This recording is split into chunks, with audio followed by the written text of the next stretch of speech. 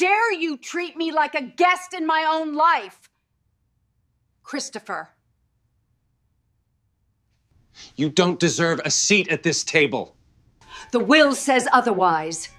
The room froze, every sound suspended, as if the very air was holding its breath. For years, dignity had been buried under layers of expectation and control.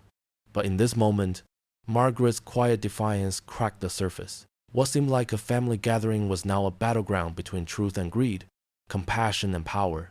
And as the silence deepened, the real question rose larger than the house around them. Who decides the worth of a life? The ones who try to own it, or the one who dares to reclaim it? This was only the beginning. What came next was even more shocking. If you believe in justice, type it in the comments and subscribe for more. The late autumn light slanted across the quiet street in Cambridge, soft and pale, the kind that made the old maple in front of Margaret's house look like a lacework of bare branches. Inside her kitchen, the kettle rattled once before it sighed into steam.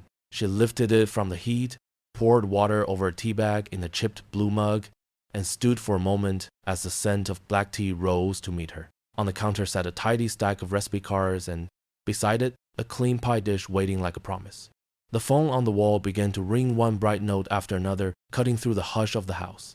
She wiped her hands on the dish towel and answered with a calm hello that carried years of habit.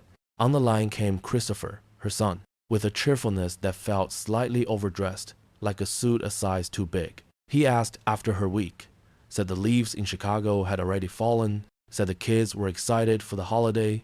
Margaret listened, letting the sound of his voice fold through the kitchen. Vanessa's voice slipped in next. She had been beside him the whole time, of course, and she said the words that set everything in motion, that the celebration simply would not feel complete without Margaret there. They spoke of a guest room freshly aired out, of a table long enough for every cousin, of a plan to pick her up at the airport so she would not have to think about a thing. The phrases were smooth as glass. Margaret felt something old and careful stir inside her, like a light waking behind frost. She thanked them softly, with a steadiness that came from years of arranging herself around other people's needs. When the call ended, she stood still, the dial-tone gone, the house leaning back into its ordinary quiet. Outside, a neighbor pulled into the driveway with a trunk full of groceries. A child in a puffy coat clattered along the sidewalk. Somewhere, a radio drifted out the car window with a hymn that had the season in it. Margaret set down the receiver and touched the rim of the pie dish. She pictured the table in Chicago, the laughter, the plates passed clockwise, the little hands reaching for rolls. The image shone the way a window shines when you stand at the right angle. She let herself look at it without flinching. She made a list, because lists had always steadied her. Cardigan, scarf, warm socks, book for the plane, small gifts for the children, pie spice, a pack of thank you cards. On a second sheet, she wrote flight times she would check that evening, then drew a small box next to each line to be filled in later. She moved through the house with that quiet, purposeful rhythm older houses teach their owners. In the bedroom, the suitcase came down from the closet shelf with a soft thump. She ran a cloth over it, as if kindness could make zippers less stubborn or airports more welcoming. The guest room, which had not held a guest in some time, offered up a new box of tissue paper for wrapping gifts, and the cedar chest offered the cardigan she had been saving, navy wool that draped just right. Holding it against her shoulder in the mirror, Margaret saw a version of herself she recognized. Not grand, not diminished, simply whole. When evening came, the kitchen window grew dark and reflected her back at herself. She sat at the table with a laptop that Emma had convinced her to buy last spring. The light from the screen lit her face as she read through flight options, whispering the words as she went because the mouth remembers what the eyes learn. She chose a morning departure, one that would put her at O'Hare in early afternoon, when the light would be kind to tired faces. She would not need to hurry the morning or apologize for being slow. The airline asked for the same details they always asked for. Margaret provided them with the same patience she always carried. When the ticket confirmation arrived in her inbox, she printed it and set the page under a magnet on the refrigerator door where important things lived. She wrote the flight number in careful block letters on her list and filled in the small box she had drawn. The act satisfied her in a way that makes sense, faith married to proof. Around the house, small preparations became a way to touch the future. She lifted the pie dish, weighed it in her hands, and rinsed it. Not because it was dirty, but because the motion made the idea real. She sorted the spice jars and held the cinnamon close to breathe it in. In the living room, she gathered a small stack of picture books she thought the children would like, a simple mystery for the older one and a book about trains for the younger. She wrapped them in brown paper and tied cotton string around each in a square knot. The string ends lay neat and even, the way her mother had taught her when she was a girl in the kitchen that no longer existed. Memory reached for her. She let it and then set it gently down. On the next day, as a cold wind moved down the street and carried with it the smell of distant fireplaces, Margaret walked to the corner market for a few things she wanted for the plane. The clerk at the register wished her a good holiday, and she answered with the same. She tucked a small packet of ginger candies into her coat pocket just as she always did for flights, for the lift, and the descent, to keep her stomach smooth. As she stepped back onto the sidewalk, she saw a delivery driver balance a tower of boxes on one hip and keep going with that dogged grace working people have. The sight made her smile without exactly knowing why. Perhaps because it felt like the world going on. Regardless, she returned home, wrote a short note to Emma, not because the girl would see her in Chicago, she would not, but because Margaret liked to send small notes into the world the way some people water windowsill herbs. She asked about the clinical rotation, about the cat whose name she always forgot and then remembered in the middle of the night, about whether the city had turned the fountain off for the winter yet. She placed the envelope on the small table by the front door so she would not forget to mail it in the morning. Later, when the light slipped low and then slipped further, she made a simple supper, washed the single plate she had used, and left it to dry on the rack. The house settled around her, warm air rising in the vents, and she moved through it as through a familiar song. On the final evening before her flight, she set the suitcase open on the bed and began to pack. Socks rolled in pairs, shirts folded along old creases that had long ago learned the shape of drawers, the navy cardigan placed on top so it would not pick up the shape of something it was not. She tucked the recipe cards into the front pocket, the way others might tuck a map. The pie dish would travel in her carry-on. She would keep it under the seat in front of her, feet on either side of it, like a guardian. She added a scarf and a pair of gloves to the outer pocket because airport doors have their own weather. In the morning, she would pack the toiletries bag, but for now she closed the suitcase and pressed her palms to the lid until the latches met. The sound was small and clean. The phone rang again, and she answered with her quiet hello. Christopher asked if she had remembered to check in online, and she told him she had. He said he would be at the terminal when she landed. That traffic could be heavy, but he would leave early. Vanessa's voice joined the call long enough to ask whether Margaret preferred sweet potatoes or mashed, long enough to note that the kids could not wait to see her. The cadence of their words was almost music. Margaret thanked them. After the call ended, she stood for a moment in the doorway of the bedroom and looked at the suitcase the way one looks at a sleeping child. Fond, careful, aware that certain things begin quietly. The house felt less empty, not because someone had entered, but because possibility had. She moved to the hall closet to take down her good coat, the one that had seen her through many winters. She brushed the shoulders, slid her hands into the pockets to check for an old ticket stub or a tissue, and found instead a small coin she did not remember placing there. She placed it in the dish by the door with a faint sense of order setting itself right. Then she went back to the kitchen, turned on the lamp that made the corner by the window feel like a table at a cafe, and sat with her tea. The steam rose in thin white threads. She wrote one more list, not because she needed it, but because making a list is a way of drawing a map through a day. Alarm, kettle, coat, taxi, gate, breathe. The last word she underlined once, an old teacher's habit she had never entirely lost. Night fell cleanly. On the street, a bus sighed at the stop sign and moved on. Somewhere a radio played a standard that sounded like gentleness, made into notes. Margaret rinsed her mug, placed it upside down on the rack beside the single plate, and turned off the kitchen light. In the bedroom, the suitcase waited as if it too understood the shape of the coming day. She drew the curtains and sat for a moment on the edge of the bed with her hands in her lap. Hopefulness is a fragile thing, but sometimes it is also stubborn. She felt it then steady, modest, refusing to apologize for existing. She rose, smoothed the bedspread with the same care she gave to wrapping packages, and allowed herself one last look at the neatness of it all. The suitcase rested neatly in the corner, ready for the trip, though no one yet knew the table waiting ahead had already made no room for her. The arrivals hall at O'Hare was a ribbon of motion and sound braided together, rolling suitcases whispering over tile, loudspeaker announcements floating up to the vaulted ceiling, the quick, joyous cries that bloom when a pair of arms finally closes around someone who has been missed. Margaret stood by a pillar near the arrival sign, her carry-on parked neatly at her side, her coat folded over her arm so it would not crease. She had chosen this spot because it offered a clear view of the sliding doors and the stream of people who poured through them, faces lifted, phones already up, flowers bobbing above heads like small banners. She let the rhythm of other reunions wash over her and, for a while, borrowed their warmth. She glanced at the airport clock, not because the minute hand could hurry anything, but because clocks made waiting feel less like drifting. The flight had landed as scheduled. The bag she had checked circled in the carousel and then returned to her with obedient patience. She set it beside the carry-on and returned to her place by the pillar.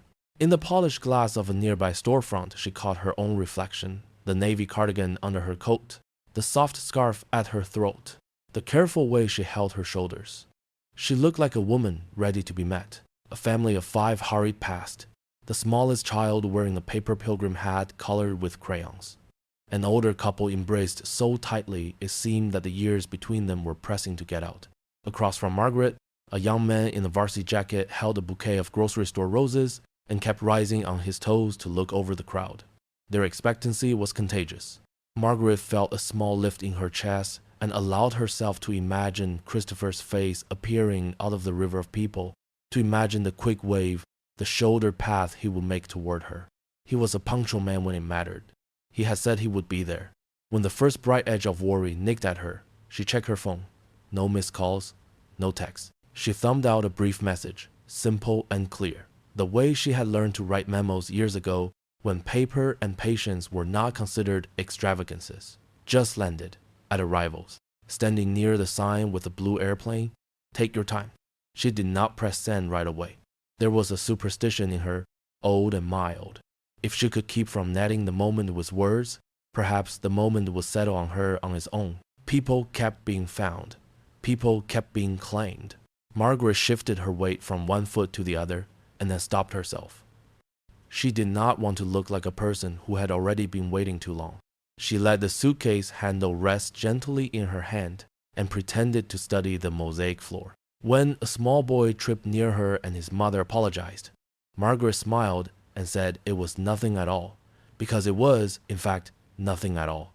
She liked the boy's shoes, red and sturdy, the kind that could take a winter and keep meaning it. She checked the phone again, and this time sent a text. She watched the small bubble move and disappear. The message wore no urgency. If she has learned anything over the years, it was that urgency is a poor salesman for dignity. The airport air was warm, the kind of warmth that collects wherever 1,000 coats and 1,000 hopes have gathered. She kept her own coat folded, a small act of faith in the next minutes. More than 40 minutes passed, the kind of time that can be chewed through by observation, the way light pools on polished tile, the choreography of a luggage cart, the brief friendships that form at the edge of a carousel as hands reach without collision for bags that look alike and are, of course, not the same. She swallowed once and pressed her tongue to the roof of her mouth to steady herself. Perhaps they were circling the terminal. Perhaps a child had fallen asleep and needed to be coaxed into a jacket. Perhaps traffic had turned the freeway into a slow-moving field. When she felt her phone buzz, she lifted it quickly. A notification unfurled across the screen. Not a call, not a text, but the familiar soft chiming of the social app she used mostly to see photographs of children, holidays, landscapes that friends sent one another when there was not much else to say. It was a habit to check, and habits, once made, do not always ask permission before nudging their way back in. She touched the icon. The photograph that filled the screen was bright with the easy color of late afternoon kitchen light. A long table, wood still soft from a polishing cloth, a golden turkey settled on a platter, bowls of cranberries and stuffing and sweet potatoes with small toasted marshmallows like drifted sugar. A pie cooling on a rack that looked too delicate for the job. Christopher stood near the head of the table in a navy sweater she recognized. Vanessa leaned into him, her tan holding on to Summer. Two children were mid-laugh, their mouths open in the shape of a story being told. Hands were raised with glasses, water and wine catching the light. At the bottom of the photograph, in a font the app never stopped being proud of, the caption, "Full house, full hearts." Margaret did not blink. She let the image sit where it was and studied it as if it might reveal an error in its arithmetic. She looked for the suggestion of a place set just off frame. She looked for a chair pulled back as if someone had stood to greet the photographer.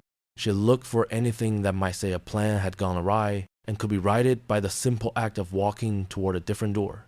The table was complete. The frame was complete. She could hear the sound of the terminal around her, but for a moment it felt like sound someone had put on to make a silence less afraid of itself. She swallowed again, less to soothe than to mark the moment with a human act.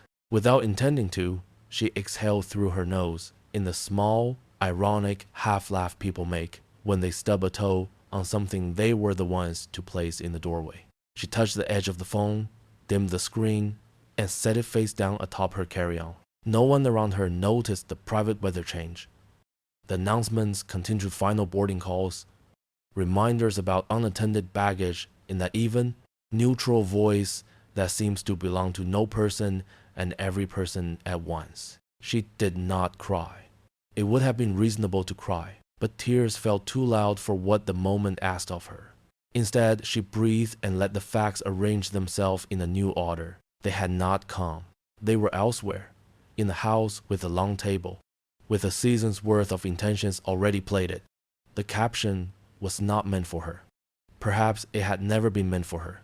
She kept her hand still on the suitcase handle, the way one keeps hands still on a sleeping child. When she finally moved, it was to retrieve her coat from the crook of her arm and slide one sleeve on and then the other with slow, exact care. She lifted the handle of the suitcase and felt the familiar give of the telescoping metal, the small click that says, "We are ready to be carried." She did not check the phone again. She did not check the clock. She had lived enough hours to know that sometimes the only way to answer a moment is to choose the next action and then the next. She turned from the pillar and stepped into the current of people moving toward the doors that bloomed open on their own. The rubber mats gave slightly under her shoes. The air grew cooler by small degrees, like walking from a kitchen into a hallway and then onto a porch. A man went by pushing a stroller with one hand and dragging a rolling duffel with the other. He gave her a tired smile that reached his eyes, the way tired smiles sometimes do. She answered with a small nod that said, "I see you too." At the threshold, the glass split open and made room. The sound shifted at once from the pooled acoustics of a terminal to the larger, thinner air of outdoors, where the wind can take sound apart and set it back down as it pleases. She paused long enough to taste the cold, the way people from colder places always do, as if temperature were a story you could translate with your mouth. A shuttle driver called out hotel names in a voice trained to write weather. Taxis idled in a patient line, heat ghosts floating above their hoods. Somewhere far off, a siren drew a straight line through the afternoon and disappeared into it. She thought, briefly and without rancor, of the photograph again, of the caption that made the declaration no jury could overturn. Full house, full hearts. Words polished by their own symmetry. She imagined the moment the picture had been taken, the way someone would have said, "Smile," the way someone else would have said, "Wait, just one more," the way hands would have hovered above the bowls, waiting for the shutter to click. Waiting is a practice. She had practiced long enough. Her suitcase was not heavy. Still, it was a relief to feel the handle's square pressure in her palm, something honest. The thought came to her, simple as a sentence copied into a notebook. She did not have to stand where she had been put. The thought did not carry anger with it. It carried air. She lifted her chin a fraction, not as a signal, but as a physical correction, the way a piano teacher once touched the back of her neck to remind her of posture. She breathed again. She did not rehearse explanations for later. She did not draft speeches or collect evidence. She let the world be what it was for one clear moment. The sky, a pale November blue, the concrete dark with earlier drizzle, the metal rail cold beneath her fingers when she steadied herself a second before stepping off the curb. The decision to move is sometimes the only bridge a person needs. She made it. She stepped forward, her suitcase wheels answering with their small rubber syllables. She put on her coat, pulled her suitcase out through the airport's glass doors and into the cold wind without knowing where she would go. The wind from the airport followed her along the service road, then loosened its grip as the signage thinned and the hum of runways faded behind her. Ahead, a low-slung building held its own against the evening. Chrome trim catching stray headlights. Windows filmed with warmth that turned the glass to butter. Inside, a counter ran like a small river of light, and a row of booths in red vinyl promised what a tired body most needs, a place to sit and be ordinary. She pushed the door and the bell over it responded with a simple, homely ring. Heat, coffee, and the agreeable smell of a flat top at work slid around her shoulders like a shawl. She chose a booth by the window so she could keep the night in view, because having the night to look at is sometimes the same as having a plan. The waitress came with a small notepad and a voice tuned to kindness. "How are you tonight, hun?" Margaret told her she would like tea, black and strong if possible. The waitress smiled, as if those words were reasonable, and returned with a mug that steamed like a good intention. She set down a laminated menu that had been wiped 1,000 times and pointed with a small flourish that belonged to her alone, toward a section where a list of pies ran like a litany. There was pumpkin, there was pecan, there was key lime, there was apple that suggested cinnamon by the way the letters linked together. "Take your time," the waitress said. "No rush here." She did take her time, but not because choosing was hard. She knew before she opened the menu that she would ask for pumpkin, the same way the body sometimes knows the shape of a chair before the eyes register it. She asked for it when the waitress returned, and she added a bowl of soup because the night had a thin edge to it. While she waited, she watched the room assemble its small, necessary scenes. A man in a brown jacket with the courier's logo cupped his hands around his coffee and stared at the news on the mounted television as if words could warm him. An older couple shared a plate, the fork crossing the line between them without ceremony. Somewhere near the register, a tinny holiday song tried to be cheerful and almost managed it. The tea did what it was meant to do. She wrapped both hands around the mug and let the heat talk to her wrists, then to her palms, then to the place in her chest where breath had been standing too still. She could feel the airport falling off her, like snow that slides from a coat once you step inside. She did not avoid the thought of what had happened. She simply let the thought sit at the other side of the table, as if it were a person capable of waiting without comment. Grief has its manners when given a chair. The waitress returned with a soup, tomato, and basil, the color of a small rescue, and set down a saucer that held 3 packets of crackers as neatly as if they were wrapped gifts. "How's everything tonight?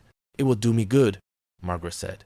And the waitress nodded the nod of someone who has seen a great many versions of trouble and knows the value of will. Margaret ate slowly, hearing the spoon touch porcelain, hearing the radio settle into a calmer song. She did not rush. She did not reach for her phone and pull the night apart with it. The slice of pumpkin pie came on a plate with a dollop of whipped cream that leaned vulnerable and sincere. The first bite tasted of cinnamon and of a long line of kitchens that had asked more and given more than the world usually notices. She took another bite and, because habit is a gentle tyrant, looked up to see who else might be fed by the same season. The courier lifted his mug, the older couple negotiated the last bites with good humor, and 2 teenagers near the far booth pushed the shared menu back and forth, counting cash with their lips moving, planning to tip as best they could. Everyone in the room had a different weather system, and yet the temperature held steady. It is a mercy to be among people who do not require explanation. Margaret felt something small settle into place. It was not forgiveness, because forgiveness requires an exchange. It was not resignation, because resignation slumps. It was clarity, that modest state that lets a person see the street outside and the fork in her hand, and understand that both are real and neither is a verdict. She took a third bite and set her fork down to keep the feeling from breaking. The doorbell announced a new arrival, a man with the weary buoyancy of someone finishing a long shift. He slid onto a stool and ordered a burger, no onions, and a coffee. The waitress wrote it down, called back the order with an ease that made work look like care, and then returned to refill Margaret's tea. "Would you like anything else, hun?" Margaret surprised herself by answering yes. "Could I have another slice of pumpkin to go?" The waitress grinned. "Best decision you'll make all night." The sentence landed with the right kind of weight. It did not tell her who she was.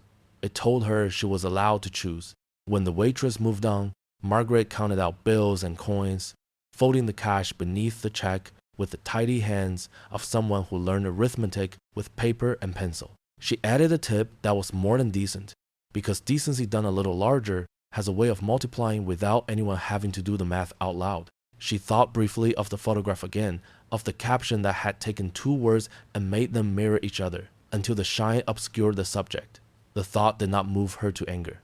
It only confirmed the correctness of the pie, the soup, the tea, the hot air that curled from the vents, and found her. The courier paid at the register and left with a nod. The older couple traded a quiet joke, the kind that only shows itself if you have earned it across years. The teenagers argued in whispers about whether to leave bills or coins, and then, in an act of pure ceremony, placed a folded dollar beneath the salt shaker as if they were hiding a secret for the next shift to find. Margaret looked out at the window into a night that was now more reflection than view. Beyond the glass, a parking lot held small constellations of cars and a wind that did not care about names. A neon script clung to the door with just enough wattage to make a promise and keep it.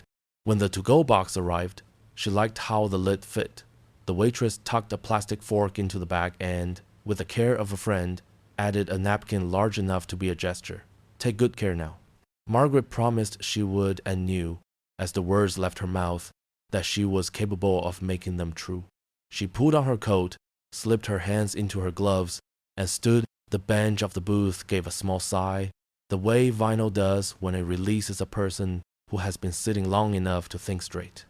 As she walked toward the door, she stopped at the register to thank the waitress again.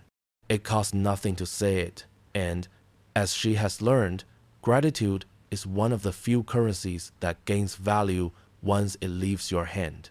The waitress ducked her head with a smile, slid the signed receipt into the drawer, and called a good night that followed Margaret like a small lantern. Outside, the air touched her face with a brisk honesty. The parking lot lights were doing their practical stars, casting reliable puddles of visibility. Across the road, a bus pulled into a stop with the resigned breath of a creature asked to do one more circle before it sleeps. A stray napkin tumbled along the curb and got itself caught under a tire. She held the bag with the second slice loosely so it would not swing and, standing by the diner's window, looked back for a moment at the room that had made space for her without any ceremony at all.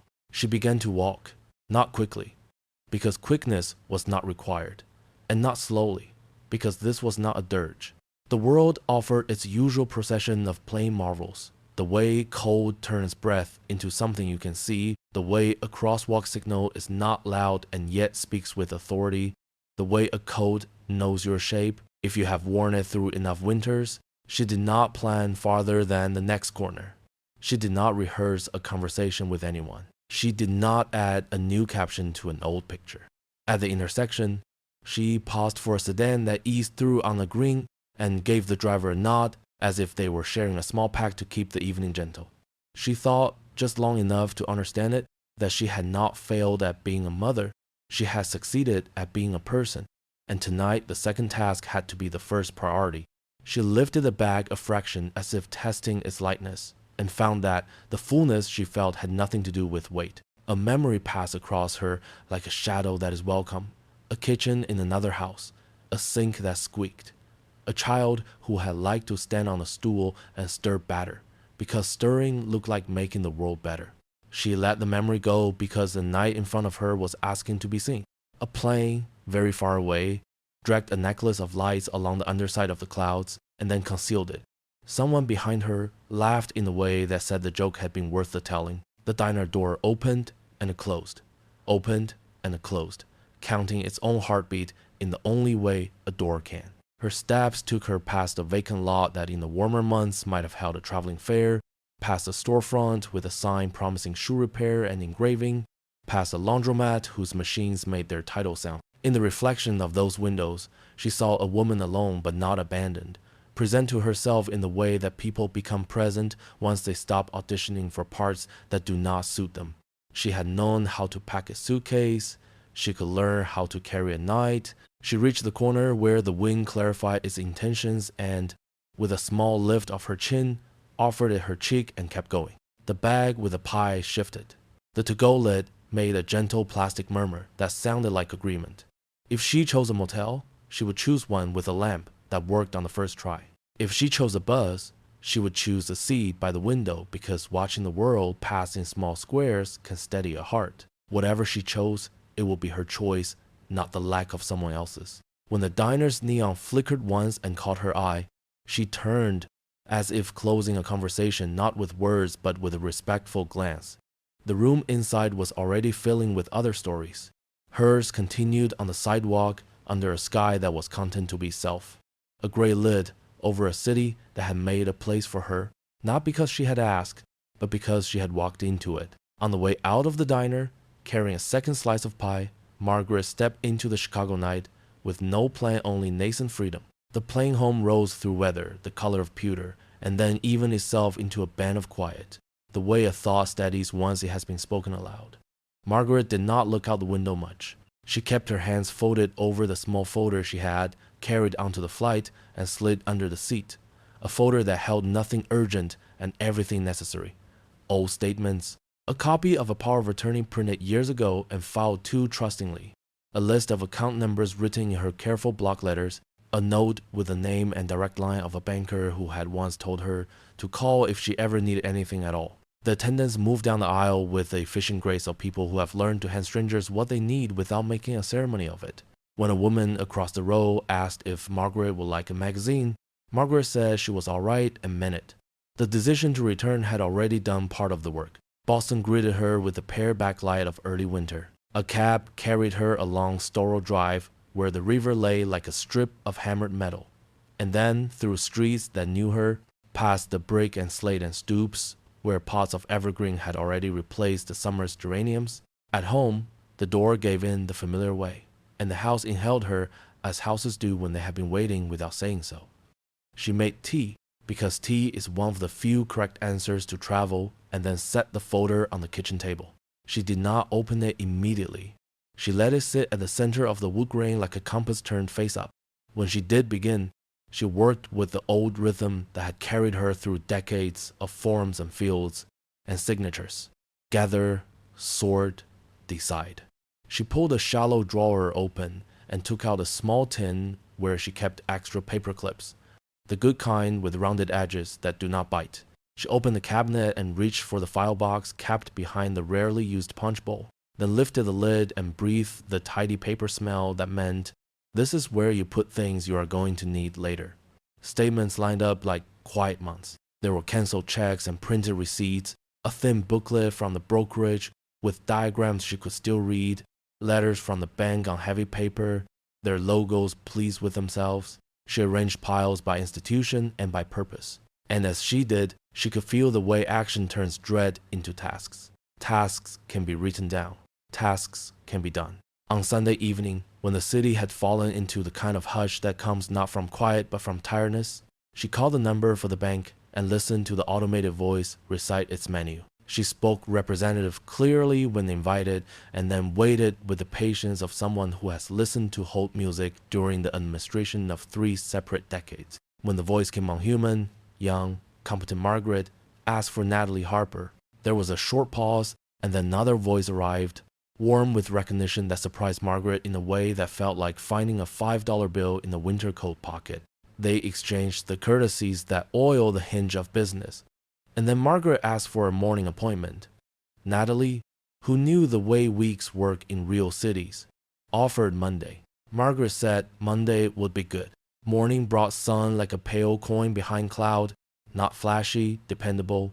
Margaret dressed as she did for things that mattered, simple navy dress, low heels, the cardigan that understood its job. She slid the folder into a tote and added a small notepad and a pen that wrote without blotting. The tea train rattled obligingly and set her down downtown with minutes to spare.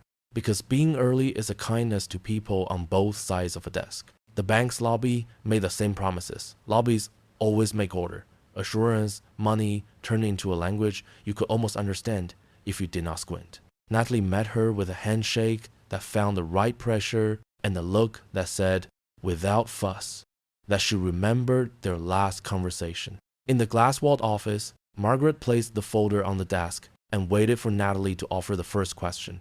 It is often wise, in certain rooms, to let the professional draw the first line. Natalie asked how she could help. Margaret answered with the exactness that had returned to her in the diner. She wanted to revoke the automatic support transfers to her son, to remove his name from any account where it appeared as a co-signer or as a contingent authority, to confirm the current status of any power of attorney on file, and to begin the process of creating a living trust that will hold the primary assets of her estate, with herself as the trustee and her granddaughter as the beneficiary after her death. Natalie did not flinch at the list. She clicked her pen and began to make notes with the alert, legible script of someone who had learned that clarity rescues more than confidence does. She asked for identification and for the card associated with the transfers. She printed a form and then another, and she described each in plain language before sliding it across for signatures. Margaret read the paragraphs she needed to read. She signed where the tags with the little yellow arrows told her to sign. Natalie asked if there was a current general power of attorney on file naming another person. There was. Margaret said so and said she would be revoking it. Natalie nodded and tapped out a message to the back office. With the speed of someone who knows which doors to knock on, they paused over the trust, talking not only about the legal armature, but about the practicalities, titles, deeds, beneficiary designations. Some things would require appointments at other offices. Some things could be initiated today and cleaned up over the week. Natalie suggested that a notary could be scheduled for the next day for the revocation, and that a temporary hold could be placed on outgoing transfers within the hour and then permanently stopped once the forms had cleared. Margaret felt the small lift in her chest that comes when a plan becomes a calendar. She asked for printouts that summarized the changes. Natalie obliged, stapling them neatly and placing them in a folder with a label typed straight. When they were done, Natalie walked her to the elevator and said, in the tone of a friend who is also professional, that if any difficulty arose, Margaret should call her directly, not the general line. Margaret thanked her and meant it. Outside, the wind tucked around corners and then let go. Margaret stopped at a coffin where the line moved at the honest pace of people ordering precisely what they wanted. She took her coffee to a small table and wrote 3 notes in her notepad. Revoke POA, confirm beneficiaries, call Robert. She underlined the last item once. Robert Altman's card sat in a clear sleeve in her wallet. Beacon Hill address, a phone number that had not changed in longer than some people had been alive. He had drawn up documents for her and for her late husband. He had nodded through years with the quiet persistence of good counsel. She finished her coffee, placed bills in the tip jar, and walked back into the day. Robert's office still smelled faintly of old books and thoughtful varnish. The receptionist, a woman with silver hair braided like a rope, greeted Margaret by name and offered water. Margaret declined with thanks and took a seat where she could see the corridor. When Robert came out, his tie was slightly askew in the way of men who think about other things. He took her hand, and the crease at the corner of his mouth deepened with a private smile. They settled into the conference room where the long table had heard its share of family stories disguised as legal questions. Margaret told him what she wanted to do. She did not season the facts with grievance. She did not present evidence as if in a small court. She spoke plainly. The transfers would stop. The general power of attorney would be revoked. A living trust would be created, naming herself as trustee, and, upon her death, naming Emily as successor, trustee, and beneficiary. The house, the accounts, the small portfolio would be retitled into the trust. Healthcare directives would be reviewed and simplified so that decisions would be made by people she trusted to listen. Robert asked soft questions that ensured the corners were square. He suggested timelines, reminded her that some filings require notarization and witnesses, that some institutions enjoy making processes slower than decency requires. He did not sigh when he said it. He simply wrote dates. They worked for an hour and then another half hour. A notary was brought in, a woman with hands steady enough to land a plane and a smile that understood there are thresholds people cross late in life that matter as much as any wedding. Margaret signed the revocation of the power of attorney and watched as her signature made its neat trip across the page. The notary stamped with a small satisfying thump that announces a change is now official enough to be taken seriously by other offices. Robert collected the papers and placed them in the red folder he reserved for active matters. He told her he would draft the trust documents that afternoon and call with any questions. He asked whether she had someone in mind to serve as a backup successor trustee in the event that Emily could not. Margaret said she did, and spoke the name of a friend who had shown up for her in ways that leave permanent marks for the better. By mid-afternoon, Margaret stepped out into a city that had earned its light. She walked a while through Beacon Hill, letting the narrow streets say what old streets say, that time is not always a bully, it can be a carpenter. She thought of Emily's careful hands on a clinic chart, of the way the girl had once read aloud from a textbook at the kitchen table, as if knowledge could be baked into the air and then served. The thought steadied her more than any law. She passed a florist and almost went in to buy a small bouquet, then decided not to carry flowers that would have to make the trip in the crook of her elbow. There would be time for flowers when the house had been set right. At home, the afternoon slid into the gentle industry of arranging.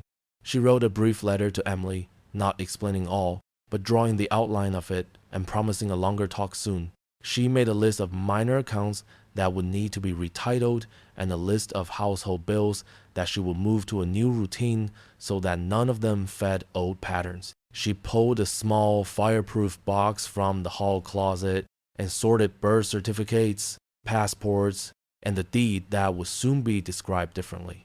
She placed the red folder from Robert beside the bank folder from Natalie at the center of the table. The two looked companionable, which comforted her.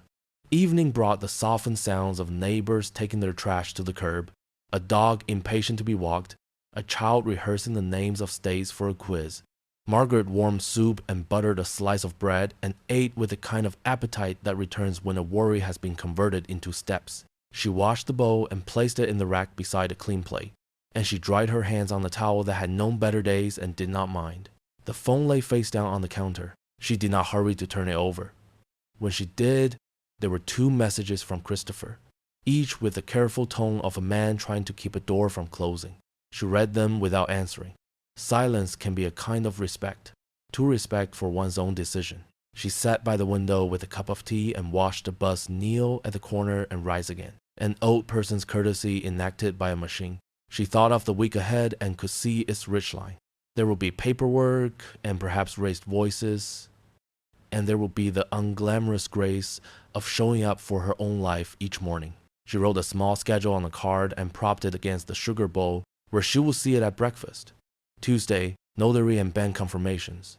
Wednesday, sign trust documents. Thursday, call insurance. Friday, letters to institutions that only respond when mail has a stamp and a well-shaped sentence. When the tea had done its last bit of warming, she rinsed the mug and turned off the lamp by the sink. The house had the settled feeling of a place that knows its next chapter. She gathered the 2 folders and carried them to the small desk in the front room, slid them into the top drawer, and closed it. The neat click satisfied her in a way no applause could. She stood there a moment and listened to the quiet, which was not absence but space. The bell at her front door rang once, clear and brittle in the evening air, and Margaret looked up from the folders toward the hall as footsteps came up her porch. The knock that followed the bell was polite, in the way a person can be polite while insisting. Margaret crossed the hall and opened the door to the early evening, where the streetlights were just beginning to make small islands on the sidewalk. Christopher stood on the porch with his hands in the pockets of his coat, shoulders held as if a wind were running through him that had nothing to do with weather. Vanessa was beside him in a tailored jacket, jaw set in an expression that aimed for a composed and, to a practiced eye, overshot into brittle. They both said hello, and Margaret stepped back to let them in, the way a person keeps choosing to be civilized even when civility has not been returned. They brought the outside with them. The cold, the faint smell of city air, the look of people who had rehearsed the conversation in the car and were not sure how to begin it now that the room around them had its own gravity. Margaret led them to the living room where the lamp by the bookshelves made a contained pool of light and the good chairs waited without making a point of their patience. On the coffee table lay a square of order. 2 neat folders, one red, one the sober gray of bank stationery, a notepad, a pen that wrote without blotting. Christopher's eyes went to the folders with the reflex of a man who has learned to spot a ledger across a crowded room. Vanessa spoke first, her tone moving quickly to fill what she took to be a gap. There had been so many moving parts, she said. The children had been overexcited.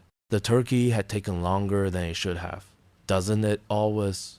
And then the timing at the airport had slipped, and, well, her voice made a small, helpless shrug. She produced an apology that was polished and general and placed it in the air between them like a dish at a potluck that does not belong to any recipe you recognize. Christopher added that the rows had been what rows are on a holiday weekend, and then he stopped and pressed his lips together as if he had struck through the line on the list that he had meant to read second and found there was no third. Margaret folded her hands in her lap. She did not lean forward. She did not lean back. She let their words land and be words. When they ran down, she asked whether they would like tea. Vanessa said, "No, thank you." Christopher, surprised by the question, said yes and then changed it to no, as if the idea of being served by his mother in that house had become suddenly complicated. Margaret nodded as if a decision had been made and did not move toward the kitchen. She let the quiet gather itself. Quiet, if you allow it to stand up straight, will hold a room. Christopher took off his coat and sat on the edge of the sofa's cushion. He looked from the lamp to the framed photograph on the mantel of Margaret and Emma on the summer pier, both of them laughing at a goal that had chosen the exact wrong moment to consider stealing a chip. He rubbed his hands together and said her name. "Mom." The word came out smaller than he had intended. He tried again, louder, straighter. "Mom, we need to clear the air." Margaret agreed. "The air is clearer than you think," she said, and her voice carried the warmth of someone who has already set the kettle down from a boil. Vanessa's gaze returned to the folders. "What is all this?" she asked, making the all generous enough to sound concerned. Margaret placed a hand on the red one first, the color of an object meant to be seen from across the desk. "These are documents from my attorney." She touched the gray folder. "And from the bank, there are copies for you to read, and there will be originals where originals are required." Vanessa opened her mouth, then closed it and nodded once in a way that conceded nothing and conceded everything. Margaret began with the thing that needed to be said first. "I have revoked the general power of attorney that named you, Christopher, as my agent."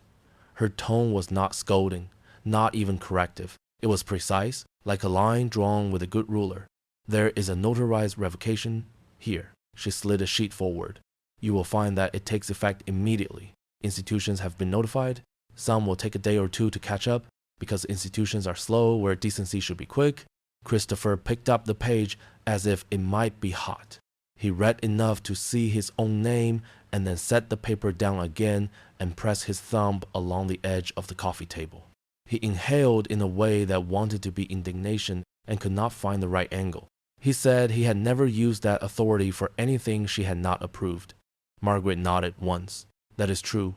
And it is also true that the authority is no longer yours. Both truths can occupy the same room." Vanessa asked about the regular transfers, the ones that had long since ceased to feel like transfers at all and had come to feel like a feature of the landscape, like the way heat arrives when you turn a dial. Margaret answered plainly. "The transfers have been halted. A temporary hold was placed this morning and will be made permanent when the forms clear."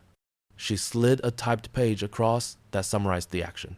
It had been stapled neatly by Natalie, who knew that a staple in the right place can be an act of mercy. Vanessa's nostrils flared. She said the children had activities and obligations that did not reschedule themselves. Margaret said she understood and said nothing about what she no longer considered her obligation to fund. The space between understanding and funding is where many people learn the shape of adulthood. Christopher's knee bounced once and stilled. He asked about the house, not because he wanted this house for himself, but because he wanted to know which ground he was standing on. Margaret told him, "The deed will be retitled into a living trust." She did not say the name of the trust first. She described its bones. She would be the trustee while she lived. Decisions would be hers. Upon her death, the successor trustee would take over. The assets would pass according to the terms specified. Christopher's voice flattened on the word successor. He asked who that would be. Margaret told him. Emily. The name hung in the room as if it had been written in water and then inked so no one could claim later that they had misread it. Vanessa's mouth tightened. She referred to Emily as the girl with an added syllable of distance, and then amended it to Emily with a brightness that splintered. She said Emily was young and busy and did not have a household of her own yet. Margaret said youth and business are not disqualifications for kindness or for competence. She did not say that some people's households never arrive, even after they have bought sideboards. She did not say that competence had been hoarded in this family under the guise of protection until protection had become a kind of hunger. She simply indicated another page. Robert will be filing the trust instruments. Titles and beneficiary designations will be updated. Here is the schedule. Christopher asked whether this meant he had been written out. It was the kind of question a man asks when he has been speaking a script written for him by people he cannot see. Margaret breathed once and let the answer be exactly as large as it was. It means I am writing my life in the way I should have written it sooner. It means the things I have worked for will go where they will be held without being treated as if they were a spigot to be turned or a favor to be tallied. It means that after I am gone, the house and the accounts will not need to be rescued from anyone's urgency. It means that while I am here, I am here. Vanessa leaned forward then, and for the first time that evening the expression on her face was not polished. It was neat, raw, and brief. She suggested that decisions this large should be discussed as a family. And when she said family, her voice put quotation marks around the word so carefully you could almost hear them click into place. Margaret nodded as if considering an idea new to her. Then she let the nod become a no. I have discussed my life as a family for many years. Tonight I am discussing it as a person. They tried a few angles then, the way a pair of locksmiths might try a ring of keys on a door that had been changed that morning. Christopher reached for reason and found righteousness. Vanessa reached for empathy and found arithmetic. He mentioned the activities again, the costs that do not put on their coats and go home just because someone has said the evening is over. She mentioned the optics, the way these choices present themselves to neighbors and to the side of the family that keeps track of such things. Margaret did not counter. She let arguments skim the surface of the room and break on the ordinary objects there. The lamp, the photograph, the clock that made a sound no one had ever complained about. Then she said, in a voice that put everything into its correct order, I am not punishing you. I am returning what belongs to me to the custody of my own conscience. Christopher stood and began to pace, 4 steps forward and 4 back, like a man confined to a narrow thought. He said the word lawyer with a push behind it. Margaret almost smiled, not with triumph but with the tired affection people feel for the predictability of weather. Your lawyer is welcome to call mine. His name is Robert Altman. He's old-fashioned in the way that prevents mistakes. There will be nothing there for your lawyer to fix. She did not say, because this is not broken. She did not say, because what was broken is now mended with signatures and stamps and the right names in the right lines. Vanessa's eyes went damp without softening. She said that Emily would be overwhelmed by responsibility, that she might be swayed by people who did not have the family's best interests in mind. Margaret asked which family Vanessa meant and let the question sit without ornament until it smoothed itself. Emily listens. That is the skill that works best, and she has a spine. That is the other thing that endures. If she needs help, there are names in the documents, not yours. Not because I do not love you, but because love cannot hold a pen steady when money is in the room. Silence came back and stood among them like an additional person, patient and incorruptible. Christopher's shoulders dropped, the way a man's shoulders drop when the load he is carrying is named and cannot be put back onto someone else's back. He sat again. He picked up the revocation and read it properly this time, and then put it down with care. He said, very quietly, that he had not meant to become someone who could forget a mother in an airport. Margaret felt the words land where words sometimes do not, in the part of her that had always hoped he would say something like that. Not because it would change the past, but because truth told aloud has a temperature that warms rooms that used to be cold. She said she believed him. She did not add forgiveness or condition. She let belief be enough for this minute, and not more than it was. Vanessa rose as if pulled upward by a string. She moved toward the doorway and then paused, hand on the frame. She asked whether the children could come by on Saturday for cocoa and a board game.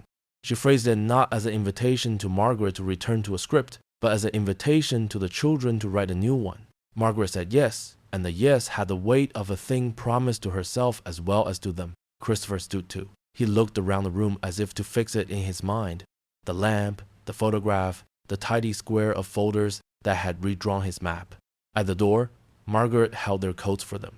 Because the body remembers kindness even when the mind is busy with other tasks. They stepped onto the porch, where the night had cooled another degree and the street sounded like a street in winter should.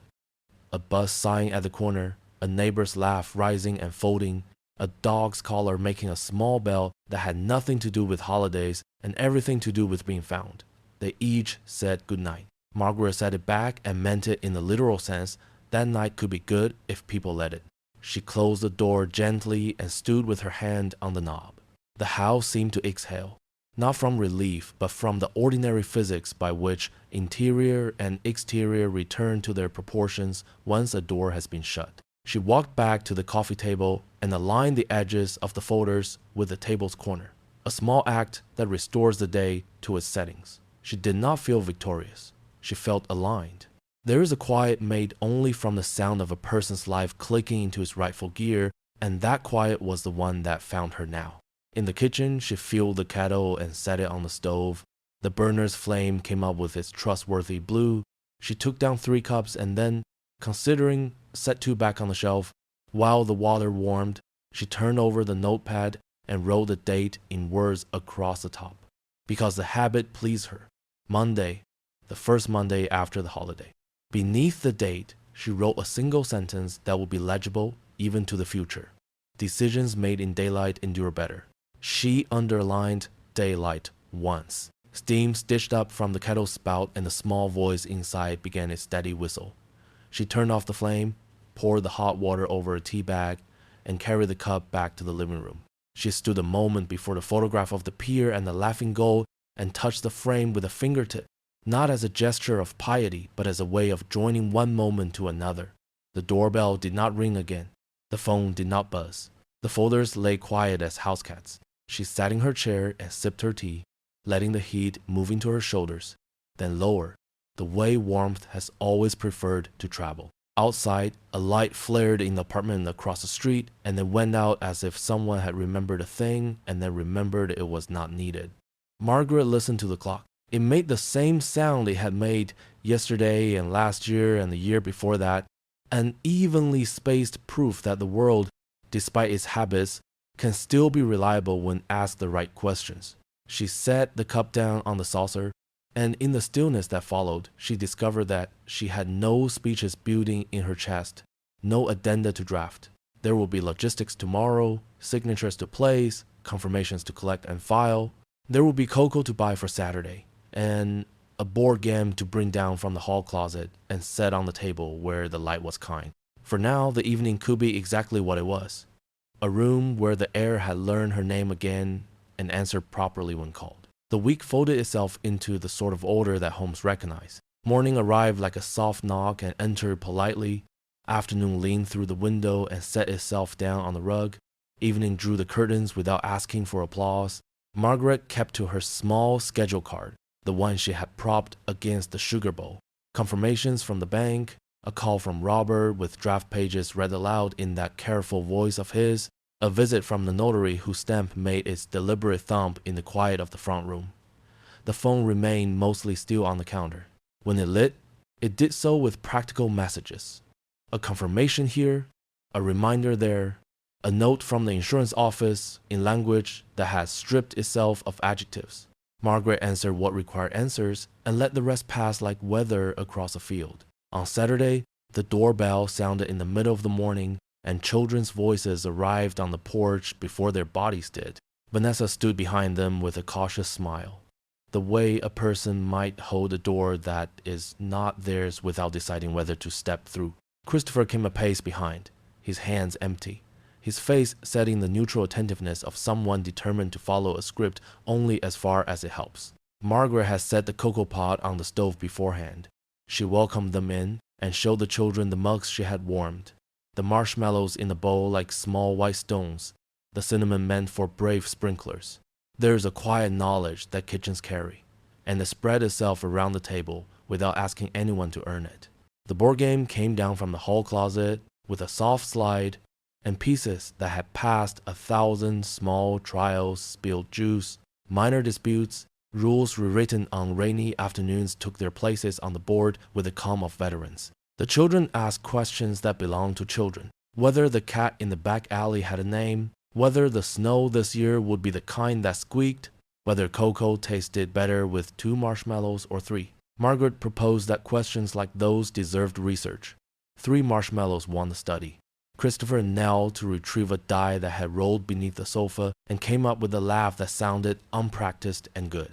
Vanessa told a story about a school pageant and caught herself before turning it into a list of obligations. She let it remain a story, and the room expanded by a small measure.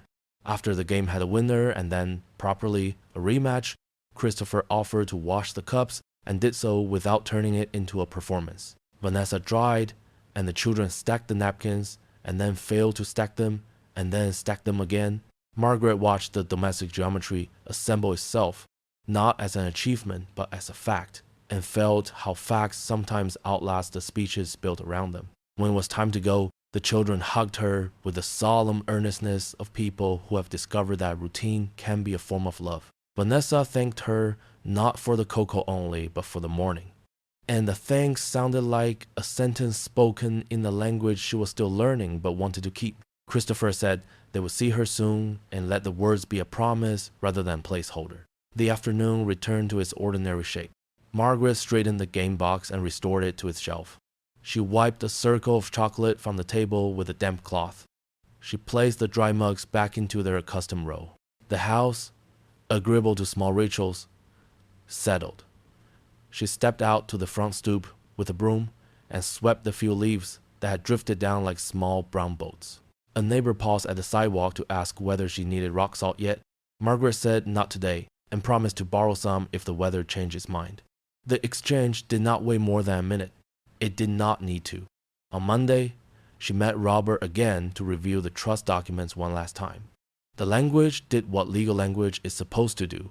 It made the abstract carry weight and put guardrails where emotion likes to improvise. Margaret read the sentence that named Emily as successor, trustee, and beneficiary, and a steadiness came over her that had nothing to do with triumph and everything to do with alignment. She signed, the notary stamped, and Robert slid the papers into their folder with that small final gesture professionals use when they know their work is an instrument rather than a spectacle. He walked her to the door and, at the threshold, said that clarity is a gift more valuable than people think. She said she would write that down and did not need a pen to do it. Back home, she called Emily and told her the outlines of what had been set in place. The girl's quiet on the line was not hesitation. It was comprehension finding its footing. Emily said she would take a weekend training up as soon as rotations allowed and asked whether Margaret wanted anything brought from the city, a particular tea they had discovered together, a small jar of honey from a corner shop that pretended the century had not ended, a notebook with unlined pages. Margaret said she had everything she needed and asked instead for time, which Emily promised the way some people promise whether they do not control it, but they will stand in it with you. Evenings lengthened. Margaret kept the lamp by the window on until the bus at the corner made its last trip, and the driver waved, as he often did, out of habit or out of recognition. She began a new pattern with the mail. She read each envelope once at the table, acted on it if it required action, and then put it either into the recycling or into the folder rather than into the old basket that had once grown troublesome with delayed decisions. Small improvements, like small stitches, hold better than grand vows. She cooked simple suppers and ate them with the unembarrassed appetite of someone who has earned her hunger. She slept and woke without bargaining with the night. There were calls from Christopher, a few minutes long, without the scaffolding of complaint. He reported on the children, on a science project that had become stickier than any of them had predicted, on a neighborhood dog who had decided their yard was the best yard to admire. He did not ask for money. He did not pretend not to want to. Margaret answered with interest that did not organize itself into advice unless advice was asked for directly. The new terms grew in the soil of the old, and she let them take their time. Vanessa sent a photograph of the children with their tongues stained blue by a bakery experiment, and, in a separate message, a straightforward question about a recipe. Margaret wrote the steps with the precision of a map and sent them without commentary. Some bridges are built plank by plank. On a cold morning that smelled faintly of snow, Margaret carried the red folder and the gray folder to the small desk and returned them to the drawer where important things rest. She placed a single index card on top of them, blank side up, and stood for a moment with her hand on the drawer pull. The gesture was not a benediction, and it was not an oath. It was acknowledgement the way a person touches a stone on a walk, because the stone has become part of the path, and the hand wants to admit it. She closed the drawer. The click sounded like a well-made promise making itself. Later, she walked to the corner market for milk and oranges, and a small bunch of tulips that had wandered in from a warmer latitude. The clerk asked after her holiday, and she answered in a way that did not lie and did not perform. She left coins in the palm for the change and then, remembering, let the coins stay where they were. Outside, she tucked the tulips into the crook of her arm, the way people tuck letters they intend to answer. A child dragged a miniature shovel along the sidewalk as if carving a new street into the old one. A mother called gently, and the child returned with a relief peculiar to children who know where home island. Margaret stood for a moment to watch them and then continued on her way. In the afternoon, she set the tulips in a glass and placed them on the mantel beside the photograph of the pier and the goal. The color was too bright for the season, and therefore perfect. She pulled a deck of cards from the drawer and practiced a few simple shuffles, because hands should have their own occupations in winter. She thought of calling Emma again and decided instead to write a letter, the kind that arrives in an envelope and insists on being opened with a real thumb. She told the girl about the cocoa party and the board game rematch, and about the way decisions made in daylight tend to hold their shape. She added a story about a bus driver who waves and about a neighbor who offers rock salt like a sacrament. She ended with love written as if the word were a whole sentence, which, at her age, it island. Evening came as it always does, through a series of incremental permissions. She turned on the porch light because porch lights are more about telling others they are expected than about helping oneself. In the kitchen, she measured tea into a pot, the old-fashioned way, because scooping leaves feels like being trusted with a small green weather system that will turn hot water into comfort. The kettle sang its one clear note. She poured, set the timer on the oven for steeping, and carried the cup to the front room when the bell chimed. She sat, not in the good chair this time, but on a small bench by the window where she could see the street perform its plain dramas. A man counted his steps to the corner and then, satisfied, counted them back again. Two teenagers argued without malice about the proper length of a scarf. A dog considered a hedge and decided against any statement. Margaret drank and felt the heat travel, shoulders to heart to hands. She watched the lamp's circle of light map the table's wood grain. She thought, without any urgency, about the days ahead and about the rooms in the house that might like a small rearrangement, now that the life they held had been moved into alignment with itself. Near the end of the night, she rose to wash the cup and set it to dry beside a single plate that had not been used. She turned off the lamp and paused in the doorway long enough to let the dark confirm its gentleness. In the hall, she touched the top of the small desk with two fingers, the way a person meets the eyes of a friend across a room and nods once. In her bedroom, she drew the quilt up and let it hold the shape it has learned through winters like this one. The clock kept time without boasting. The house breathed around her. Somewhere, a late bus sighed and settled. There are endings that require trumpets and endings that prefer a door closing softly. Margaret did not rank them. She did not hold one against the other. She lay in the ordinary warmth of her room and understood, without needing to say it aloud, that what had seemed a battle had turned out to be something sturdier.